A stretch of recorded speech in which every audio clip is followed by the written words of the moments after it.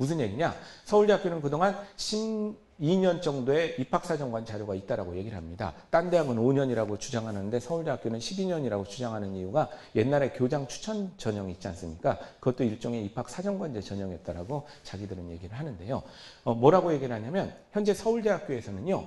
정시로 들어온 애들 있잖아요. 얘들이 성적이 제일 떨어진답니다. 서울대학교 안에서. 성적만 떨어지면 괜찮은데 그게 중요한 게 아니라 애가 들어와서 휴학이 너무 잦고요. 전과가 너무 잦은 게 정시로 들어온 애들의 특징이다라고 우리가 얘기를 하고 있게 되는 거죠. 근데 그게 맞는 얘기인 게 강원도는 어떤지 모르겠지만 강남의 고등학교 가보면요. 1학년 고등학교 열심히 공부를 해서 고등학교 1학년 끝날 때쯤 되면 스스로 결정을 해야 되거든요. 뭘 결정을 해야 되느냐. 내가 수시로 노려서 갈 사람인가 나는 수능 대박을 꿈꾸면서 정시를 노릴 사람인가 이걸 자기가 정해야 됩니다. 그런데 내신 따기가 굉장히 어려우니까 대부분 아이들이 수능 대박을 꿈꾸기 시작하잖아요. 그러면 여러분들 수능 대박을 나는 꿈꾸고 정시로 가겠다라고 결심하는 순간 애들의 학교 생활은 굉장히 달라집니다. 수능 대박을 꿈꾸는 아이들의 특징이 뭔지 아십니까? 고등학교 교실에 가보면 수업 시간에 일단 잠을 자야 돼요. 체력을 비축해 놔야 됩니다. 왜냐하면 학교에서 하는 많은 활동은 지금 수능에 안 나오는 거잖아요. 그러니까 일단 잠을 자놨다가 저녁에 학원을 가거나 아니면 혼자 공부를 해야만 수능 점수가 잘 나오는 그런 구조를 보이게 되는 거죠. 이런 애들 뽑아놨더니 서울대학교 안에서도 교수님이 앞에서 수업을 하는데 그 습관 그대로 체력을 또 비축하는 잠을 잔다라는 겁니다. 왜 잠을 잡니까? 교수님이 얘기하는 건 자기 인생에 상관없어요. 자기는 빨리 체력을 비축해 놨다가 수업 끝나면 신림동 고시촌으로 달려가서 고시 공부를 해야 되는 거고요. 노량진으로 달려가서 법학전문대학원, 의학전문대학원 준비를 해야 되기 때문에 자기는 그렇게 해야 되는 게 맞다라고 보게 되는 겁니다. 또 점수를 받은 상태에서 대학 지원을 하기 때문에 얘가 꿈이 있었더라도 합격 여부에 더 몰입을 해서 그냥 합격할 수 있는 학과를 지원을 하기 때문에 들어와서도 남들은 다 그냥 훌륭하다고 칭찬하지만 얘는 고민을 해서 서울대에 걸어놓고 또 종로학원 등록을 해서 반수하네 편입하네 이게 과연 내 길인가 하면서 부전공 복수전공 다른 거를 자꾸 찾아서 나가더라 하는 겁니다. 서울대학교 입장에서는 이런 거 별로 안 좋아한다라고 얘기를 하는 거죠. 서울대학교가 최근에 재미 들린 게 뭡니까? 왜 여태까지 한 명도 서울대 못 보낸 군이 있지 않습니까? 거기서 한 명씩 뽑아서 이렇게 교육시키는 거에 굉장히 맞들였습니다. 왜 그런지 아십니까, 여러분들? 그렇게 이제 처음으로 군에서 한 명 뽑아서 데리고잖아요. 애가 사명감에 불탑니다. 일단 서울대 오기 전에 군수님이 불러다가 막 환송회 하고요. 너는 우리 군의 자랑이다 막 이러고 보내시거든요. 그럼 얘는 정말 기합 잔뜩 들어서 공부합니다. 자기가 이번에 공부를 못하면 우리 군은 이제 더 이상 서울대 끝이다. 이런 생각으로 정말 열심히 해요. 4년간 너무 열심히 한다는 겁니다. 그게 바로 지역균형 선발을 서울대가 좋아하는 이유 중에 하나가 되는 거죠. 거기다가 일반 전형 애들은 그 진로에 대한 뚜렷한 목표에 실력까지 있으니 서울대학교 안에서 성적이 탑이다라고 얘기를 하는 거죠. 그래서 성적 구조가 수시 일반 전형, 그 다음에 지역균형 선발, 정시 이렇게 되어 있기 때문에 자기 입장에서는 이걸 늘릴 수밖에 없다라고 판단을 하게 되는 겁니다. 우리 강원도는 뭐 어떻게 나왔는지 모르겠지만 지금 서울에서는 지금 입시 결과가 굉장히 논란이 많습니다. 왜냐하면 언론사가 제일 좋아하는 게 막 서울대 몇 명 갔는가 이거 하는데 여러분들 이번에 수시 합격자 나고 언론사가 거의 발표 안 하죠. 왜 그러냐? 이번 서울대학교 입시가 굉장히 이상한 결과를 나왔는데요. 뭐냐? 강남의 고등학교들이 몰락을 했습니다. 강남의 고등학교들에서 제일 많이 수시 합격한 학교가 그 명성과는 달리 8명을 합격을 시킨 학교가 가장 많이 수시 합격한 학교고 서울 안에서도 저 강북에 있는 학교들이 더 많이 하게 된 거죠. 왜냐하면 서울대 입시하는 점점 학교 생활을 중심으로 애들을 자꾸 뽑는데 강남 아이들은 여전히 옛날 생각을 갖고 수능 잘 보면 갈 거라는 생각을 갖고 있기 때문에 이 결과가 굉장히 점점 달라지게 나오는 그런 모습을 보이게 되는 겁니다. 이게 굉장히 큰 특징 중에 하나라고 보고 있습니다. 그래서 이 성실이라는 것이 인성이라는 것이 고리타분한 얘기가 아니라 사회에서 원하고 있는 첫 번째 조건이고 그게 학부모들이 관심이 있어하는 여러 가지 입시에도 크게 영향을 미치고 있다라고 연관지어서 설명을 드리면 훨씬 더 이해도가 빠르시고요. 그 다음에 이게 입시랑 연결이 돼 있다는 생각을 학부모들은 가지시면 자꾸 더 진지하게 반응을 하시는 그런 모습을 보인다 하는 겁니다. 근데 우리는 이렇게 중요한 성실임에도 불구하고 학부모들은 그렇게 생각 안 하지 않습니까? 우리 아들, 딸이 되게 착하고 성실한데 공부를 못해. 그럼 뭐라고 얘기하죠? 인생 교훈 얘기해 주는 것이고, 야, 인생 착하게 살아봤자 손해보는 일밖에 없다. 세상은 독하게 살아야 된다 하면서 그나마 있는 장점까지도 깎아내리는 그런 분들이 굉장히 많으신데, 절대 그렇게 생각하시면 안 된다는 거죠. 성실한데 공부를 못해. 어떤 뜻이냐? 현대사회에서 원하는 가장 좋은 인재상 중에 하나를 확보하고 있는 거고요. 공부를 못한다는 것은 아직 우리 아이만의 분야를 못 찾은 겁니다. 그걸 찾기만 하면 얼마나 훌륭한 인재일 것인가, 이렇게 생각하는 게 맞는 방법이다라고 얘기를 하는 거죠. 두 번째가 실력인데요. 실력의 정의가 달라졌습니다. 우리가 알고 있는 실력은 공부 잘하는 것을 실력이라고 얘기했는데, 요즘 사회에서 말하는 실력은 어느 분야든 상관없는데 또래에 비해서 경쟁력이 있는 분야가 있기만 하면 그 분야를 다 실력 있는 분야라고 인정을 합니다. 왜냐하면 예전에는 공부 잘하는 직업들만 나라가 못 살았기 때문에 존재를 했었는데, 지금은 대한민국 사회가 굉장히 그동안 몇십 년 사이에 커지면서 사회적으로 사회가 돌아가려면 필요한 기능들이 굉장히 늘어나 있습니다.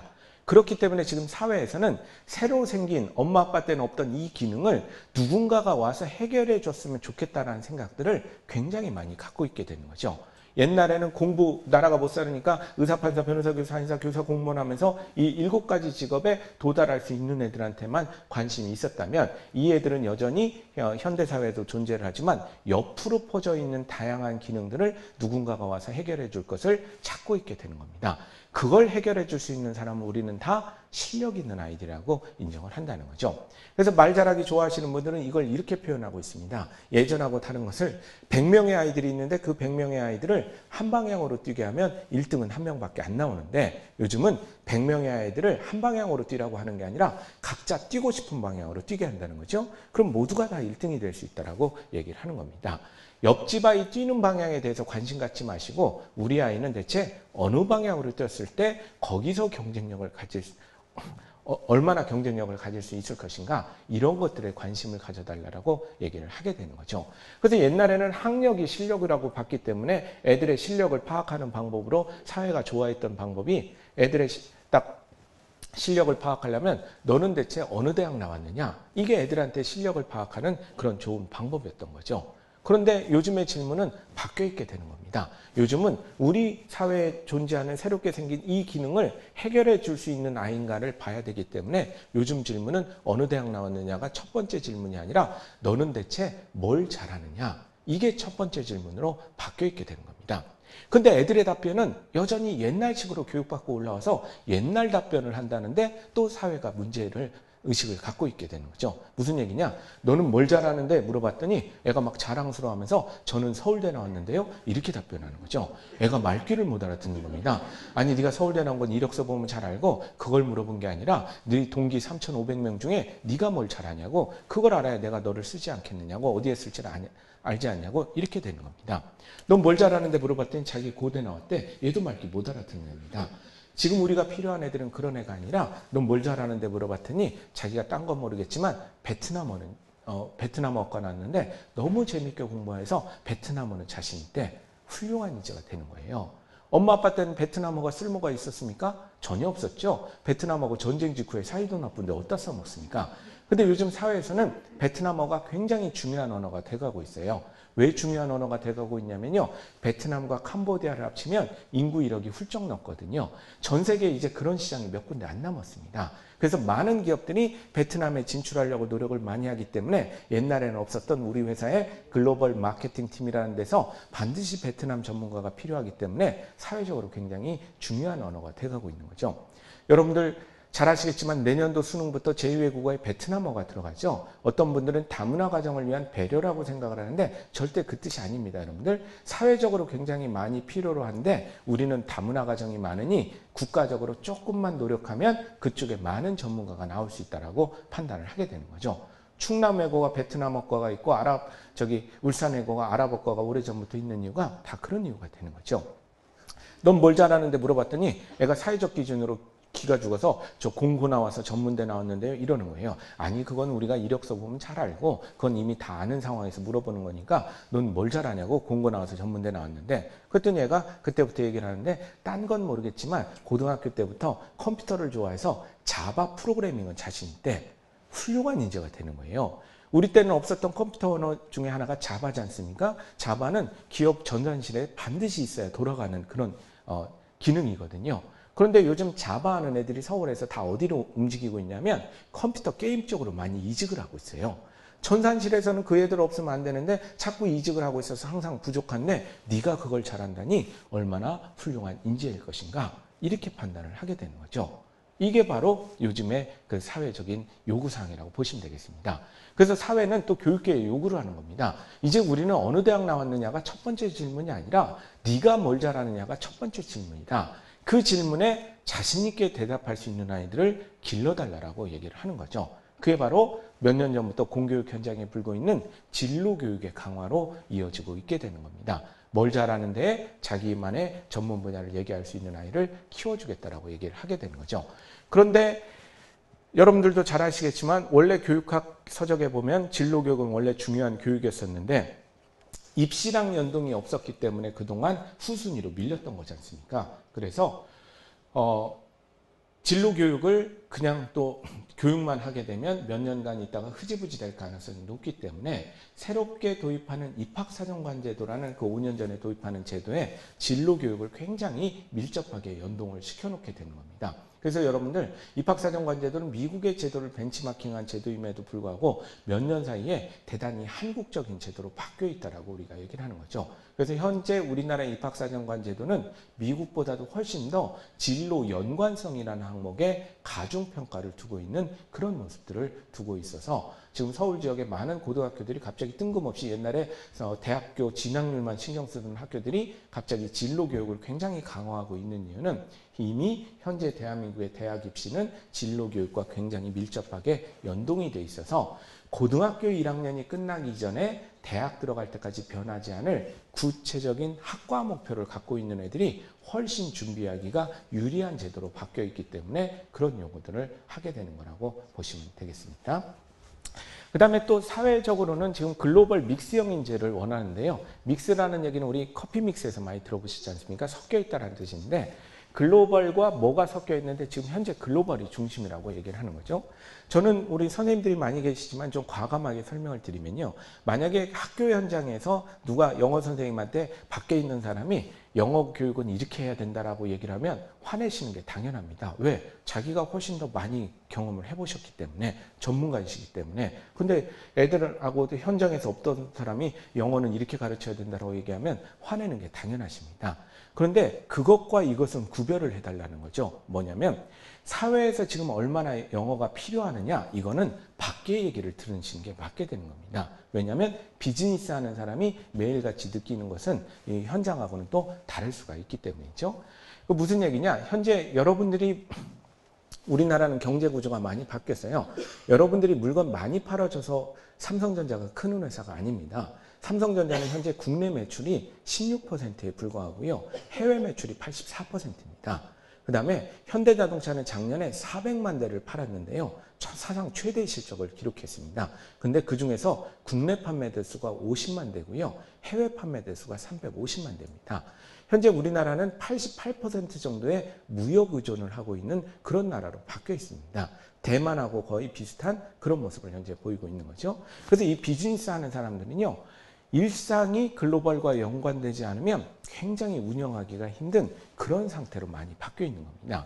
근데 많은 분들이 예로 들으면서 SK텔레콤, KT 얘기 들고 이 동네 은행 얘기를 들면서 강원은행 얘기 들면서 봐라 이거 여전히 학력을 따지고 옛날 그거를 강조를 영어 안 써도 잘 산다라고 하겠지만요. KT, SK텔레콤 이런 통신산업과 금융은 내수산업입니다. 12%에 해당하는 내수 산업이 되는 거고 대부분의 현재 우리나라의 그런 기업들은 수입 수출하지 않으면 살아남기가 힘든 그런 구조가 돼버렸다는 것을 이해를 하셔야 되는 거죠. 그래서 사실은 글로벌 믹스형 인재라는 것은 뭐냐? 전 세계를 내 집처럼 마음껏 뛰어다닐 수 있는 도전 정신과 글로벌과 소통할 수 있는 어학 실력을 갖춘 아이들을 사회적으로 굉장히 요구하고 있는 상황이다라는 것을 여러분들이 이해를 해주셨으면 좋겠다. 이게 바로 글로벌 믹스형 인재라고 얘기를 하는 거죠.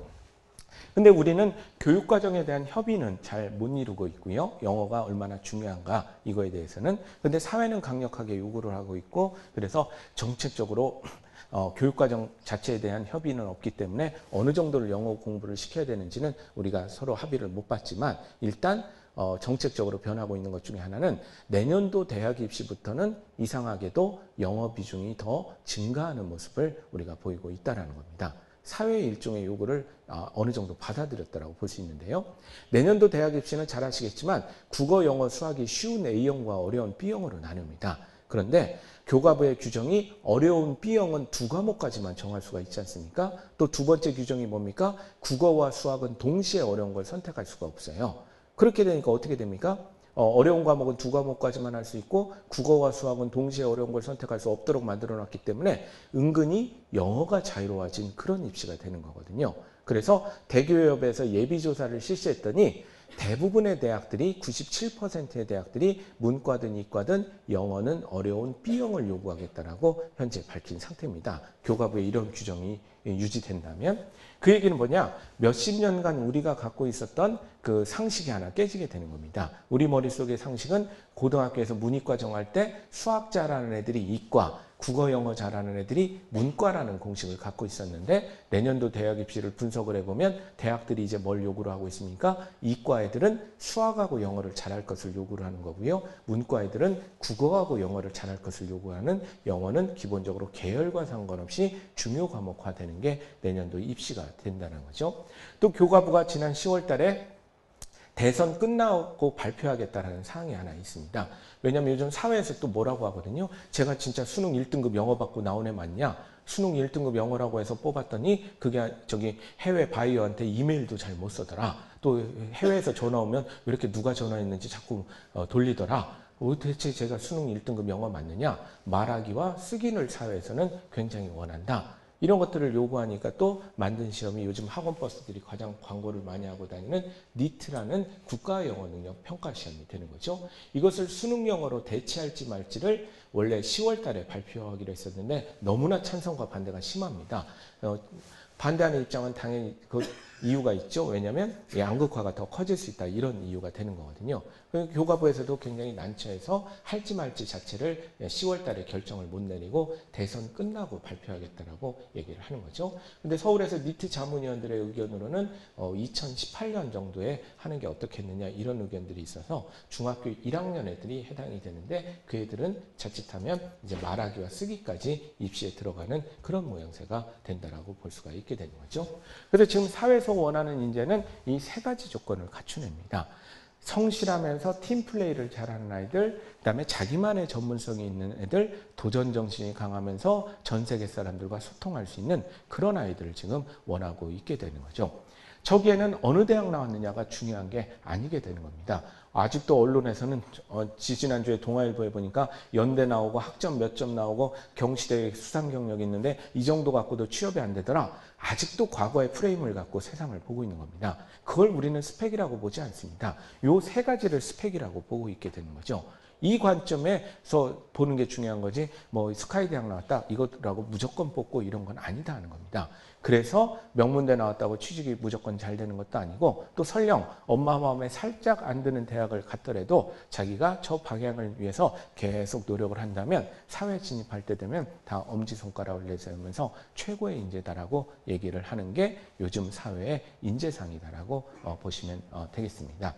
이런 사회 요구를 이제 찬반이 막 있긴 하지만 맞춰주기 위해서 막 변하고 있는 게 수시 중심의 전형, 그다음에 열정을 보는 입학 사정관제 전형, 그다음에 영어 비중의 굉장한 강화, 그다음에 대학교 이상부터는 지금 교과부뿐만 아니라 직영부까지 도와주면서 해외 인턴 지원 사업, 해외 취업 지원 사업 등 굉장히 많은 그런 지원들을 현재 하고 있는 거죠.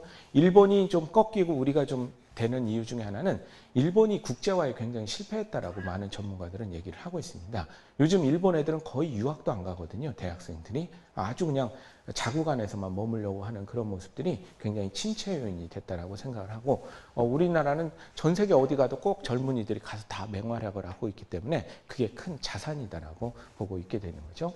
그래서 이런 프로그램들을 많이 지원을 하고 있다라고 보시면 되겠습니다. 그래서 우리 강원도의 아이들도 약간 이제 설계의 개념이 좀 들어가야 된다라고 보게 되는 거죠. 진로 설계라는 개념이 좀 중요하다라는 겁니다. 그래서 우리 아이들이 자기의 행복을 위해서 이제 꿈을 꾸는데 단순히 그냥 옛날처럼 너 장래희망이 뭐니? 이런 식으로 끝날 게 아니라 초등학교, 중학교, 고등학교 그 시기에 맞는 설계도의 개념이 들어가면 좋다는 겁니다.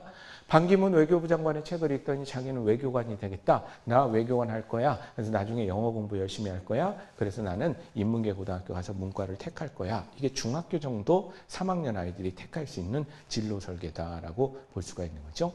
초등학교는 그렇게 구체적일 필요는 없고요. 한 단계를 더 낮춰서 나 나중에 외교관 될 거야. 나 영어 공부 열심히 할 거야. 그 정도의 설계면 충분하다고 보는 거죠.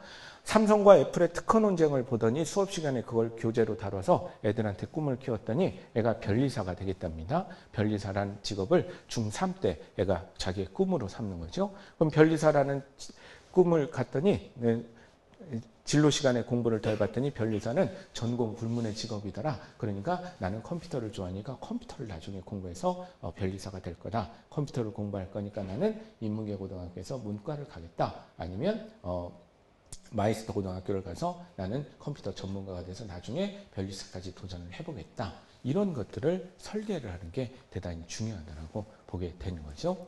이것이 아이들의 어떤 행복을 위해서도 굉장히 중요한 일이기도 하지만 단기적으로 만약에 우리 학부모님들한테 접근할 때는 너무 그들이 관심이 있어 하는 입시랑 별개의 문제로 우리가 얘기를 하게 되면 굉장히 또 고리타분한 옛날 얘기처럼 생각하는 경우가 많기 때문에 입시랑 연동을 지어서도 굉장히 이게 중요한 과정이다라는 것을 우리가 설득할 필요가 굉장히 있게 되는 거죠. 제가 이제 강의를 많이 다녀보면 어머님들이 가장 관심 있어 하시는 게 사실 이런 장표가 되는 겁니다. 왜 그 진로 설계가 중요한지를 잘 이해를 못 하시기 때문에 이런 장표를 많이 설명을 드리는데요. 예를 들면 어떤 아이가 고등학교 1학년 때 강원도의 아이가 공부 좀 하는 아이인데 핵물리학자라는 꿈을 꿨습니다. 자기 현재 직업이 꿈인 거죠. 나중에 바뀌어도 괜찮습니다. 장기 목표라고 우리가 얘기하는 거고요. 우리 설계 쪽에서는 뭐라고 얘기하냐면 장기 목표가 있어야 중단기 목표가 결정이 된다라고 얘기를 하는데 중단기 목표를 열심히 이루려고 노력하는 과정에서 장기 목표는 긍정적으로 수정될 수 있다라고 우리가 얘기를 하게 되는 거죠. 그래서 나중에 변할 것을 걱정해서 지금 꿈을 안 정하는 게 아니라 나중에 변해도 괜찮으니 지금 이 시점에 꿈이 있는가 없는가 이게 훨씬 더 중요하다고 얘기를 하는 거죠. 그러면 핵물리학자가 되겠답니다. 그래서 물리학과를 가겠대요. 그래서 이과를 택하는 거죠. 고등학교 1학년 4, 5월 달에 문이과 예비조사를 할 때 계열은 저렇게 정하는 겁니다. 아직도 옛날 생각하면서 문이과 정해오라 그러면 엄마들은 야 성적표 가까봐라. 수학이 그나마 좀 나니까 이과, 수학 싫어하니까 문과, 이과가 분위기 좋대 이과, 문과가 내신 따기 좋대 문과 이렇게 결정하는 집 굉장히 많고요. 대치동 엄마들은 더 극성이라 문이과 정해오라 그러면 점집 가시는 분들 굉장히 많습니다. 그렇죠? 제가 뭐라고 합니다. 인생의 중요한 선택인데 그걸 왜 비과학적으로 하냐고 물어보시면 과학적으로 정하려고 적어도 3군데 이상은 간다라고 또 얘기를 하는 거죠.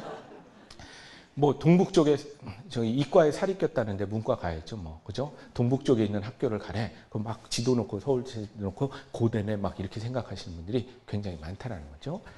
자, 이게 왜 중요하냐면요. 간단한 설계도인 것 같아도 물리학과라고 정하는 순간 고등학교에서 교과의 방향이 결정이 되는 겁니다.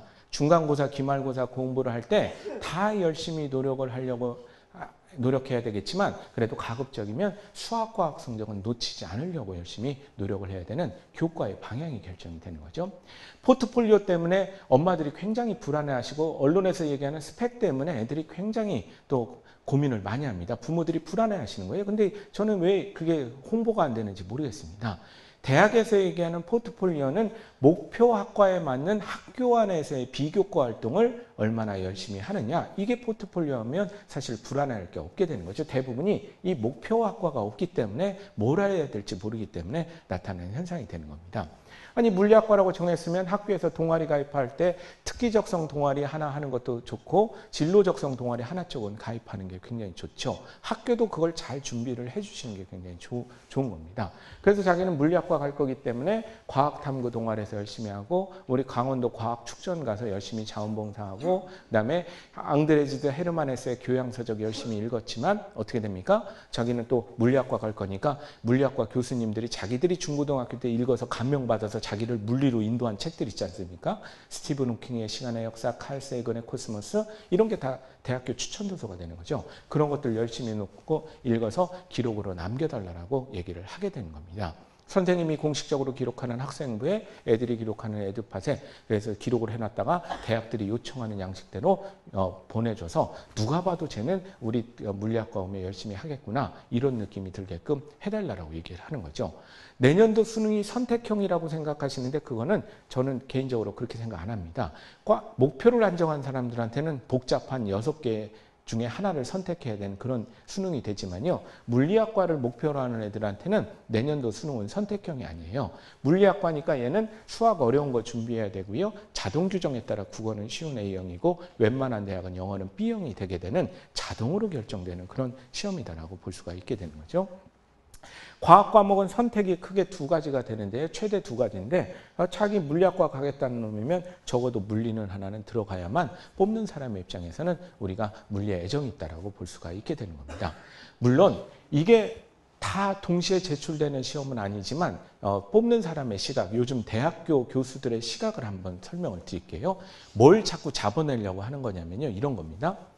우리 물리학과에 누가 지원을 했네요. 이 서류를 다 봤습니다. 받아보니까 애가 보니까 화학원 생물2를 선택했어요. 그러면서 우리 물리학과를 지원했네요. 물리학과 교수님들 기분 좋겠습니까? 찝찝합니다. 되게. 그죠? 아니 제가 왜 물리학과 오겠다는 놈이 화학원 생물2를 했을까? 그래서 또 보니까 여기에 뭐라고 돼 있냐면요. 춘천에서 계속 봉사활동으로 지역사회 의료봉사활동을 열심히 했습니다. 심증이 가기 시작하죠. 어떤 애입니까? 얘는 수시에 우리 서울대학교 물리학과를 넣었지만 또 다른 대학에는 연대 의대를 넣었을 가능성이 굉장히 높아요. 이제 심증이 가니까 물증을 찾아야 됩니다. 그런데 학생부를 봤더니 진로 발달 사항에 고등학교 1학년 때 부모의 장래 희망이 의사라고 되어 있습니다. 이런 학생들은요. 통계를 보게 되면 자기들이 자료를 보게 되면 연대의대와 서울대 물리학과를 동시에 합격했을 때 연대의대에 등록할 가능성이 훨씬 더 높고요. 그래서 우리 대학은 결혼이 생길 가능성이 높게 되는 거죠. 그 다음에 이런 아이들이 혹시 서울대학교에 등록을 하더라도 여태까지 기록을 보면 휴학을 하고 딴 과로 전과할 가능성이 굉장히 높다라고 보는데 우리 물리학과 교수들은 그런 애들 필요 없다라고 얘기를 하는 겁니다. 우리 물리학을 같이 4년간 딴짓 안 하고 열심히 공부할 그런 아이를 같이 찾고 싶다라고 얘기를 하게 되는 거죠. 예를 하나 더 해볼까요? 큐레이터가 되겠대요. 역사학과를 가겠답니다. 문과래요. 역사학과니까 교과의 방향, 그 다음에 비교과의 방향, 그 다음에 우리 수능의 방향들이 딱 결정이 되는 그런 게 바로 현행 입시와 진로 지도가 연동되어 있다라고 보게 되는 겁니다. 이번에 서울에서 모 고등학교가 어마어마하게 성공을 많이 거뒀는데요. 그 이유는 1학년 때부터 애들마다 다 학과 목표를 다 정해서 2, 3학년 동안 그 학과에 대해서 정말 재미있게 학교에서 활동을 하는 것을 적극 지원을 했고 학교가 또 대학교 관계자들 불러다가 이 세미나도 하고 막 하는 과정에서 이거 정말 저 학교 애들은 자기 진로 목표에 대해서 확실하게 인지를 하고 있고 열심히 했구나. 그것도 언론사까지 보도가 돼서 뭐 고등학생들이 뭡니까? 저기 수원의 거중기 이거를 뭐 진실을 비밀을 밝혀내고 막 했던 것들이 언론에 크게 보도되면서 이번에 첫 졸업생을 내는 학교임에도 불구하고 실적 자체가 굉장히 좋았다라고 얘기를 하게 되는 거죠.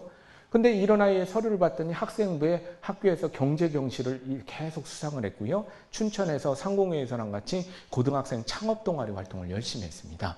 또 약간 의심이 되죠. 어떤 애입니까? 상경계열을 가려다가 점수가 안 돼서 역사학과 오는 애들 아니냐. 이런 애들은 우리 원하지 않는다라고 얘기를 하는 거죠. 4년간 딴짓 안 하고 우리나라의 진짜 멋진 역사를 우리 교수들이랑 한번 공부를 열심히 할 그런 애들을 찾는다라고 얘기를 하게 되는 겁니다.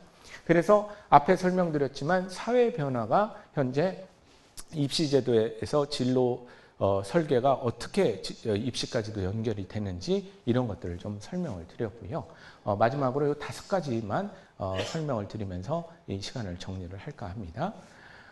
저희가 상담을 많이 하다 보니까 이 5가지 원칙은 부모님들한테 많이 전파해 줬으면 좋겠다는 생각을 갖고 있습니다. 첫 번째가 머리가 되는 경험을 설계하라. 이거 굉장히 중요한 거죠. 저희가 보니까 요즘에서는 특목고 가서 하위권 되느니 일반고에서 상위권 되는 게 오히려 훨씬 더 낫고요. 그 다음에 서울대 많이 가는 고등학교에서 중하위권 되느니 적게 가는 고등학교에서 상위권 되는 게 훨씬 더 낫고 도시에서 하위권 되느니 시골에서 상위권 되는 게 훨씬 더 낫습니다. 용꼬리보다 뱃머리가 낫다는 말이 있는데 교육이 좋은 것은 용인지 뱀인지는 나중에 알거든요. 그러니까 일단 머리가 되는 게 굉장히 중요합니다. 애들은 큰 경기 가서 구경하고 있을 때가 아니라 작은 경기 가서 선수라도 직접 뛰어서 골을 넣어서 그 희열을 느껴봐야만 애들이 성장을 하기 때문에 자꾸 이렇게 칭찬을 많이 보는 경험, 시상대회에 서는 경험 이런 것들을 주변에서 많이 만들어주는 게 애들한테 좋다라고 볼 수 있는 거죠. 여러분들 안정적인 직업은 더 이상 존재하지 않는다는 거. 그래서 자격증에 의한 안정성은 거의 끝나가고 있기 때문에 애들한테는 자꾸 너 세상이 얼마나 힘든 줄 아느냐. 세상 나와보면 안정적인 전문직이 최고다. 이런 얘기는 좀 더 이상 안 해주셨으면 좋겠다. 이게 이제 저희가 바라는 것 중에 하나가 되는 거고요. 그 다음에 상위권 애들은 나중에 인성이 발목을 잡는 경우가 굉장히 많습니다. 요즘 업무의 최소 단위는 우리 교육청도 그러겠지만 다 팀 단위입니다. 옛날처럼 개인이 할 수 있는 것이 아니기 때문에 팀에서 공동의 성과를 잘 낼 수 있는 팀 플레이가 좋은 애들을 더더욱 찾고 있기 때문에 상위권은 이제 점점 더 인성이 강조되고 있다는 거죠. 근데 옛날에는 그렇게 안 중요했지 않습니까? 지가 왜 그런 사람 많지 않습니까? 주변에 보면 되게 똑똑한데 성격은 안 좋은 사람들 있잖아요. 그럼 자기가 그냥 똑똑하면 고시 봐서 높은 자리에 올라가면 밑에 사람만 불쌍할 뿐이지 자기는 뭐 스트레스 별로 안 받지 않습니까? 근데 지금은 팀 플레이 자체가 중요해졌기 때문에 사실은 그게 아예 평가 자체를 못 받게 된다. 그래서 그 능력이 구현되지 못하니까 오히려 더 신경 써야 되는 항목이 되는 거고요. 중하위권 애들 같은 경우에는 뭘 잘하는데 물어봤는데 답변을 못하는 경우가 꽤 많습니다. 그래서 자기만의 전문성을 가질 수 있는 진로 설계와 학과 선택이 대단히 중요하다고 우리가 보여지는 거고요. 그 다음에 연일 싸이의 성공 보도를 하고 있지만 서울에서 지금 성공학 연구하는 사람들은 싸이 성공의 첫 번째 요인을 언어 구사 능력이라고 보고 있습니다. 토크쇼 가서 절대 영어를 만약에 못하고 통역 썼더라면 두 번째 토크쇼는 안 불렀을 텐데 계속 그거를 하고 있으니까 전 세계가 부르고 있다라고 얘기를 하고 있거든요. 그래서 지금 이 순간에 많이 쓰느냐의 문제가 아니라 기회를 새로 가질 수 있느냐 없느냐 이 문제로 우리가 많이 접근을 해야 된다라고 얘기를 해서 외국어 능력은 대학교 이후의 진로를 다양화시키기 때문에 애들한테 넓은 세상 봐라, 큰 세상 봐라 이런 얘기들을 많이 전달해 주시는 게 굉장히 중요하다고 볼 수가 있고요. 그 다음에 얼마 전에 제가 모 지자체장을 만났는데요. 일찍 당선이 되셔서 중학교 애들만 둘이시더라고요. 근데 그 둘째가 중학교 가고 나서는 집안이 그냥 난리래요. 왜 난리냐고 물어봤더니 집에만 가면 엄마랑 애들하고 아들 둘이니까 막 싸우고 있는데 공부 문제로 싸우고 있고 학원 문제로 싸우고 있다는 거죠. 그럼 우리 남자들의 특징이 뭡니까? 그 싸움 정리하려고 껴들었다가 더 큰 싸움 일으키지 않습니까? 그래갖고 집안이 막 풍비박산 직전이라는 거죠. 그래서 안 되겠다 싶어서 그 지자체장분이 선거 이후에 한 번도 같이 그런 일이 없어서 그런가 보다 해서 애들 둘 데리고 와이프 데리고 금요일 날 휴가를 내셔가지고 금토일 3일간 제주도로 올레길 여행을 갔대요. 올레길 걸으면서 애들하고 막 소통을 하려고. 근데 여러분들 올레길 여행 갔다 와서 사이가 더 나빠졌답니다. 그죠? 근데 저는 더 나빠질 수밖에 없다라고 얘기했어요. 왜냐하면 올레길을 걷는다는 시각 자체가 누구 시각입니까? 아빠의 시각인 거죠. 어른이나 되니까 올레길 걸으면서 야 풍광 좋지 않느냐 경치 좋지 않느냐 이렇게 되는 거지. 중학교 아들 녀석이 올레길 걸으면서 아빠 도심 떠나와서 자연 오니까 너무 좋네 이런 걸 기대하는 것 자체가 굉장히 잘못된 시각인 거죠. 애들 데리고 일본 여행 가면서 왜 온천 여행 가는지 이해가 안 됩니다. 온천에서 계란까 먹으면서 애들 보고 참 좋지 않느냐 이렇게 물어보는데 애들은 하나도 안 좋아해요. 그러니까 표정 찌푸리고 있으니까 너네들은 기본이 안 됐어 막 하면서 또 엄마 아빠들은 뭐라고 하게 되는 이런 현상이 나타나게 되는 거죠. 중학교 애들은 폼나야 되고 신나야 되고 재밌어야 되고 사진 찍어서 자랑할 수 있어야 됩니다. 그게 중학교 애들의 시선이거든요. 우리는 소통한다고 얘기하지만 소통의 방식까지도 어른들의 시각을 갖고 있는 경우가 굉장히 많이 있다는 겁니다.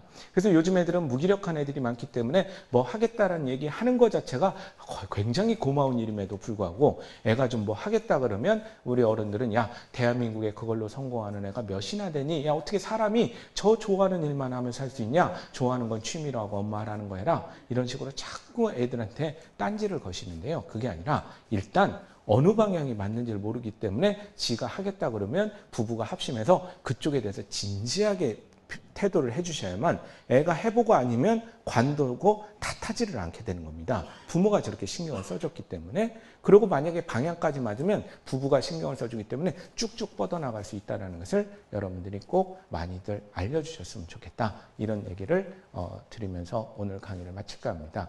혹시 업무적으로나 본인 자녀 문제나 누구 학부모 문제나 해서 궁금하신 게 있으시면요. 우리 여기 강원교육청 참 트위터 교육감님하고 같이 열심히 많이 하시던데 저도 트위터 하고 있거든요. 그래서 여기 트위터에 YG멘토 치시고 언제든지 질문을 하시면 제가 답변을 드리니까요. 여러분들 많이 활용하시면 좋을 것 같고요.